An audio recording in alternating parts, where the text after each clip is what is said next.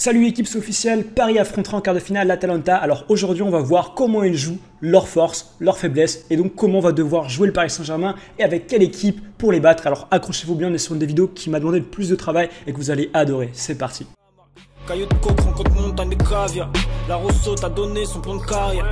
Je les pèse, je les poisse comme tu Maria. Il faut déjà qu'on commence par parler du système dans lequel Paris va devoir évoluer. Et on se rappelle, au match aller à Dortmund en 8ème de finale, on était en 4-3-3. Tourelle avait surpris tout le monde, il avait dit bon écoutez, moi le 4-4-2 ou le 2-4-4, j'en ai rien à foutre. je passe en 4-3-3 et ça a été absolument catastrophique. On s'est pris une dérouillée comme jamais, il n'y avait rien dans le jeu, c'était très médiocre. C'est un système avec lequel on n'est plus vraiment habitué et ce serait très risqué de repasser dans ce système. Et la raison pour laquelle je vous en parle, c'est que vous le savez, Di Maria est suspendu. Du coup, les 4 fantastiques, ils sont pas là en fait. Di Maria n'est pas là. Donc le doute était permis. Le doute est permis, mais quand on a Sarabia, voilà, j'en parlerai plus tard dans la vidéo, dans les joueurs offensifs, non, on va pas changer de système uniquement parce que Di Maria n'est pas là. On jouera donc bien en 4-4-2 ou 2-4-2 ou 4-4-2-2. Voilà, le système avec 4 devant. Vous voyez l'idée. On va donc commencer en bas du terrain et on va monter vers le haut tout en expliquant les forces et les faiblesses et comment il va falloir jouer. On démarre avec le gardien, bien évidemment, Navas, indiscutable. Navas devra être à 100% et devra sortir un grand match évidemment parce que l'Atalanta est une équipe extrêmement tournée vers l'attaque, vous le savez, ce n'est pas un scoop. En défense centrale, je ne veux pas de Thiago Silva. Voilà, le doute, je vous l'ôte de suite, pas de Thiago Silva pour une raison particulière. L'Atalanta a un des jeux les plus flamboyants actuellement d'Europe. Leur attaque est exceptionnelle et j'ai une certitude, c'est qu'on va manger défensivement. On va, comme dire Marquinhos, manger notre merde. Et moi le problème, c'est que j'ai peur qu'on souffre tellement qu'à un moment, s'il va pète un plomb, ses neurones lâchent et il commence à faire reculer le bloc un peu, beaucoup, puis qu'on se prenne des buts à tour de bras en fait. Et ça risque qu'on ne peut pas se permettre de prendre Thiago Silva sur la fin au Paris Saint-Germain. De toute manière, Kimpembe et Marquinhos, c'est l'avenir du club, autant leur faire confiance dès maintenant alors qu'ils sortent d'un 8ème de finale contre Dortmund exceptionnel. Qui plus est, on va parler également des têtes. Les défenseurs centraux sont censés être assez grands et faire des têtes et donc défendre l'espace aérien. Et il est important de noter que l'Atalanta est la 4ème équipe qui gagne le plus de têtes en Serie A. C'est vraiment une équipe excellente de la tête, 54% du aérien gagné, alors qu'au contraire Paris est la pire équipe de la tête en Ligue 1. Donc il faut essayer d'avoir les défenseurs centraux qui peuvent être les meilleurs de la tête. Thiago Silva n'est pas mauvais de la tête, absolument, mais Kimpembe ne fait pas moins bien que lui. Il gagne tous les deux en moyenne 1,5 duel aérien par match, donc interchanger l'un pour l'autre n'est pas dramatique. Donc vous m'avez compris, je ne veux pas de Silva, je veux donc du Kimpembe, Marquinhos. Je compte également faire une vidéo pour expliquer comment battre l'Atlético ou Leipzig si on tombe contre eux en demi-finale. Donc sérieusement les mecs, abonnez-vous à ma chaîne pour pas rater ça, ça me demande beaucoup de temps et je suis sûr que vous allez kiffer. On enchaîne avec la vidéo et surtout abonnez-vous comme je l'ai dit. Il est grand temps maintenant de parler des latéraux. Et les latéraux, il y a énormément de choses à dire. Premièrement, vous le savez, on reproche énormément, souvent à Bernat d'avoir de l'espace dans son dos.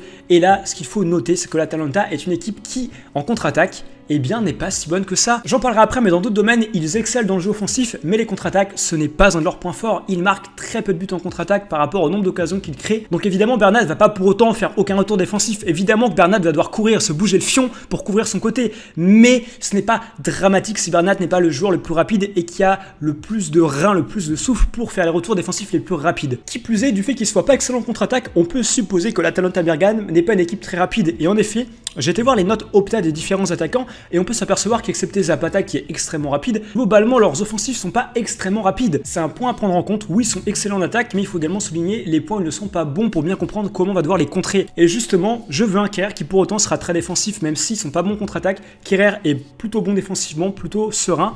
Je veux qu'il soit très défensif pour sécuriser au maximum le côté droit. Alors que de l'autre côté, évidemment, je veux que Gueye soit sur le terrain et je veux également que dans les peut-être quelques cas où Bernat n'aura plus assez de respiration pour reprendre sa place sur le côté gauche dans une contre-attaque, que Gueye peut-être prendre un petit peu le côté droit à sa place pour couvrir son absence. Au côté de Gueye, évidemment, Verratti qui a fait un match exceptionnel à l'aller contre Dortmund, suspendu au retour. Je veux un Verratti à 100% qui se donne à 100% sur le terrain, qui récupère des ballons, qui gratte un maximum, quitte à se faire remplacer assez dans le match par Paredes, qui pourra venir couper le rythme en fin de match, faire des petits coups par-ci par-là dans le cas où on gagne, et au contraire, si on se prend une raclée, essayer de venir temporiser et de vendre son corps, de donner son corps à la science pour qu'on remporte et qu'on renverse le match. Moi, Paredes, c'est vraiment quelqu'un qui, je pense, peut vraiment changer un match à lui tout seul. C'est vraiment typiquement le genre de joueur qui est capable, si on perd, de vendre ses poumons et de broyer son adverse. Enfin, vous m'avez compris, Paredes, c'est vraiment pour moi quelqu'un qui est capable de faire ça et c'est pour ça que je veux le faire rentrer assez tôt dans le match, quelle que soit la situation, à la place de Verratti qui, dans tous les cas, sera mort et aura juste une envie, vomir et dormir. On va maintenant voir comment on va devoir les contrer offensivement parce que je vous ai parlé principalement de leurs points faibles,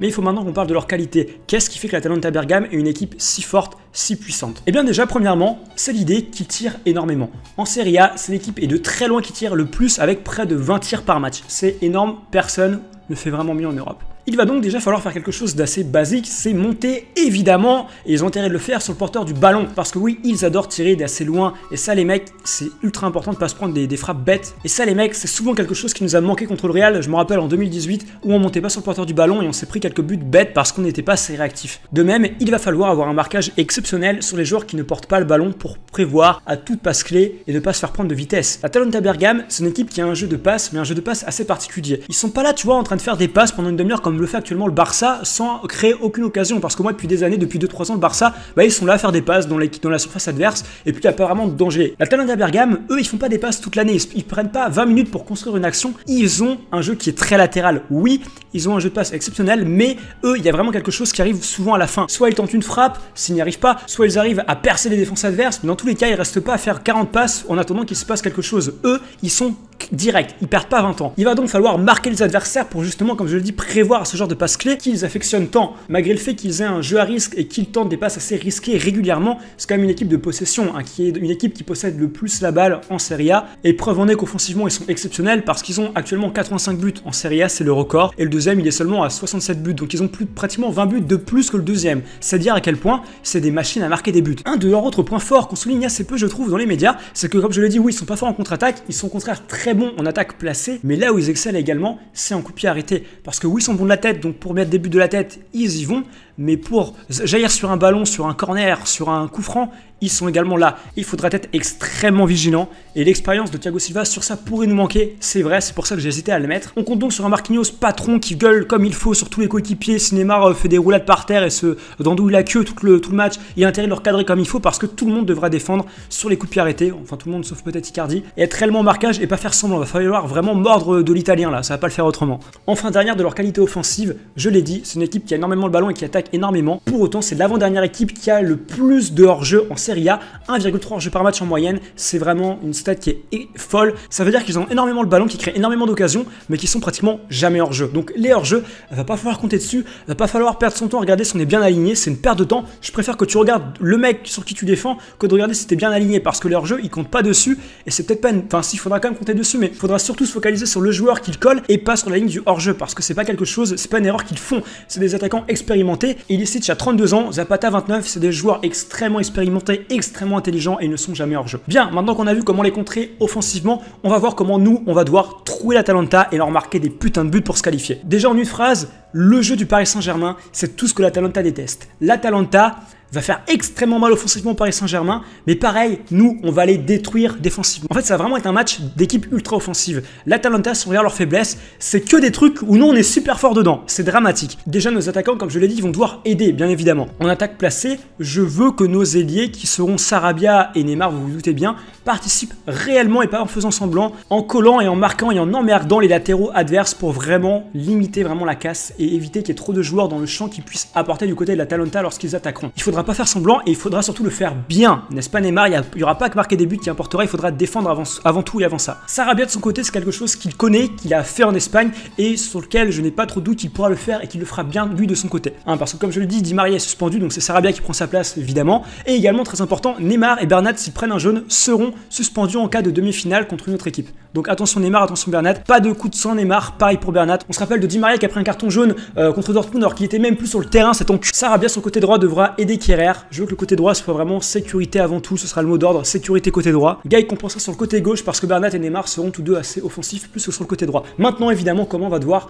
les battre. Déjà premièrement en faisant attention au tacle. C'est une équipe qui tacle énormément, donc Neymar évite de te blesser. C'est une équipe qui pour autant fait très peu de fautes, prend très peu de cartons jaunes et de cartons rouges, mais ils taclent énormément. Donc ils vont pas venir, tu vois, te foutre des coups de coude comme ça, tu vois, méchamment. Ils vont venir te tacler méchamment les pieds. Donc fais attention Neymar, tu pourras dribbler balle au pied, il va le falloir parce que c'est une équipe qui a beaucoup de mal à prévoir les exploits individuels. Ils ont beaucoup de mal à défendre contre des joueurs rapides, habiles et qui dribblent. C'est leur point faible, c'est marqué très faible dans leur faiblesse. C'est dire à quel point Neymar, tu es le joueur idéal pour leur faire mal. Donc prends la balle au pied, pas trop évidemment, je vais pas perso, mais parfois prends la balle au pied quand tu as de l'espace, dribble, fonce, crée des différences, fait une dernière passe et marque des buts, fait marquer aussi. Il faudra bien évidemment, comme je l'ai dit, que tu alternes, que tu passes la balle à Mbappé bien sûr. Et Mbappé pareil, il sera en pointe avec Icardi, vous vous doutez bien, pas mal de Choupo-Moting ou Cavani, oui. Donc Mbappé ne sera pas en pointe et seulement en pointe. Il faudra qu'il dézone un peu sur le côté gauche et des Neymar pour vraiment leur trouer le fion sur le côté gauche, bordel. On a les deux meilleurs joueurs offensifs actuellement peut-être du monde, autant qu'ils combinent tous les deux sur un côté, sur le côté gauche, contre une équipe où leur faiblesse c'est justement de défendre. L'Atalanta, leur faiblesse c'est de défendre sur d'excellents joueurs, des joueurs rapides et qui dribblent, comme je l'ai dit. Donc il faudra vraiment apporter de la diversité offensive et que Neymar et Mbappé soient la clé du jeu parce que bordel, c'est tout ce qu'ils détestent. Voilà pour cette excellente vidéo, j'espère que vous avez kiffé bordel. Lâchez un like et abonnez-vous, ça me ferait rêver et crevez pas, salut.